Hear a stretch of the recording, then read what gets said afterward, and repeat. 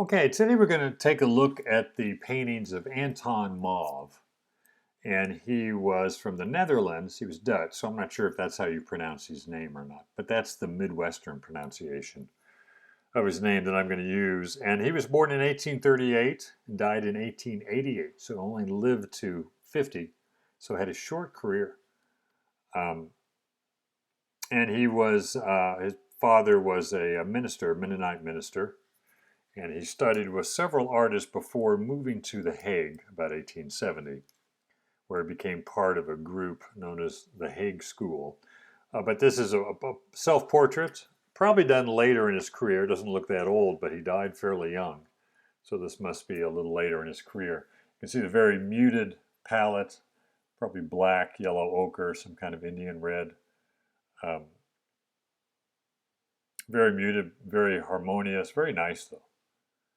Nice, simple, loose self-portrait. Most of his work was done out in the fields with farmers, near the sea with fishermen, around a lot of horses, cattle, a lot of sheep.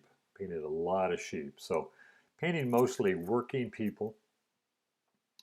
Early on, his work was pretty highly polished, had a strong finish, which is very popular during that day. But when he became involved with the Hague School, yeah, this is another more highly finished one. A lot of strong color, bright, intense color. But they became influenced by Camille Corot and the Barbizon School, using more of a muted palette, grays and blues, very harmonious, very value-oriented. And this, I know we used a lot of watercolor as well. I'm assuming this is some opaque watercolor, along with transparent, or could be oil, just washes of oil, but my guess would be watercolor. But you can see a lot less color, more muted, and a lot looser, a lot more suggested. Looks more like a painting than that. Just a lot looser, and you can see the paint and the brush strokes, and just has a lot more character to it. Um, so again, painting farmers in the fields, uh, very strong value contrast, good designs. Did a lot of drawings, obviously, of horses, cows, especially sheep, painted a lot of sheep. He was also very well known in the United States. I think he had quite a few collectors in the US that followed his work as well. So pretty successful, I believe. I love these drawings on the toned paper, charcoal with a little bit of white. Good way to study animals. Um, And here are some horses on the beach. I have no idea why horses are on the beach. I'm assuming they use them to pull in the larger fishing boats.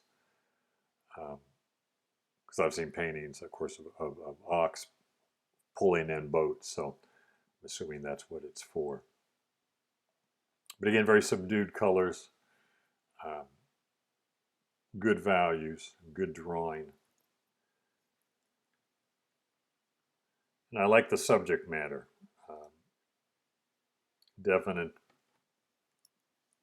farm life, people that are working every day.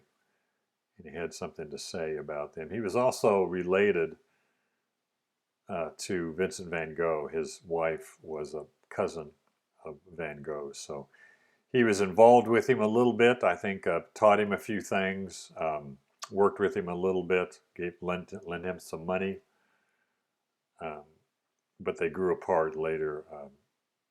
Anton said he was a very harsh individual, hard to be around, which I would imagine that would be correct. And lived with a prostitute too. Might have had something to do with Anton wanting to distance himself from him. This is, kind of a cute um, scene here, typical of the day, but very well done. I like the light, the backlighting of the inside of the barn, light coming through the window. Very nice. It's a very, very strong painting. And his compositions, while simple, were well done. You can see the vertical, he's using a vertical canvas here to suggest the tall height of the trees. Um, No sense messing around with horizontal or a square canvas if your subject matter is very tall and very vertical. And again, good value, subtle gray greens in there.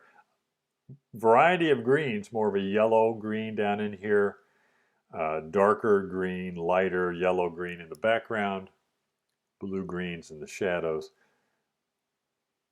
Interesting to know his palette, obviously, is very simple.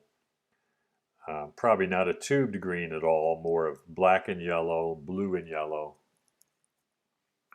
And again, very harmonious. Let's get that blue dot out of there. I like, again, the grays of the greens and the violets and the blues. Very nice.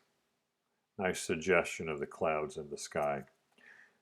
One here of, I thought at first maybe just an unfinished painting, but he did sign it over here, Am. So make a quick sketch outside. Not sure how big it is. Looks fairly big with the signature there. Signature looks pretty small compared to the horses. And it might be an insight into how he started a painting. Big, simple masses blocked in, very simple, not too much outline, trying to see shape as opposed to outline or contour. Makes it much easier to get your proportions right. And here you can see kind of a crow influence. Just making her cap a red cap would turn it into a crow right away.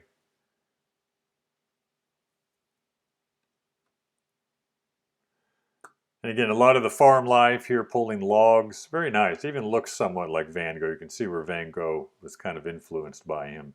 Van Gogh talked a lot about him in his letters to his brother. He mentioned Anton Mauve a lot, what an influence he was on it. And you can see it in this watercolor, the influence he had. It's a real nice landscape here. Again, the subtle grays of the greens and violets and reds and the blue in here. Very, very nice. Very suggested. Not much detail on the trees, but it doesn't need much. Great palette there. Same thing on this one. A lot of grays, very muted. But not gray, not black and white gray necessarily, but gray blue, gray violet, some gray red orange in here, gray yellow. So a lot of variation of gray. It's not a black and white painting by any means. Same thing here again. Worker near the sea. Very nice, harmonious. Always had that spot of color somewhere. Here it's a blue coat on the wagon. Sometimes it's a blue hat, blue shirt. Seem to favor blue. And here it's red. There's the blue coat there on the ground. But the red scarf really pops out. So if you want to make a color statement, do what Anton has done here. Very muted colors everywhere. Nice, harmonious, muted colors. That way, wherever you want to make a color statement, like in this scarf, it'll really stand out. So often we use so much strong color everywhere that nothing makes a statement. Everything's just screaming at you. But he does a good job of keeping everything harmonious, muted, and then deciding where strong color needs to be. And lastly, here's a small painting of a goat. Again, real nice color value and drawing. Nice reflected light here underneath the goat, and then the cooler shadow reflecting from the sky. And a touch of sunlight on the edge and on the back. Very, very nice. I like the soft edges as well. Of course, some of that soft edge may be because it's such a small file. I can't blow it up very good, but nonetheless, very nice painting.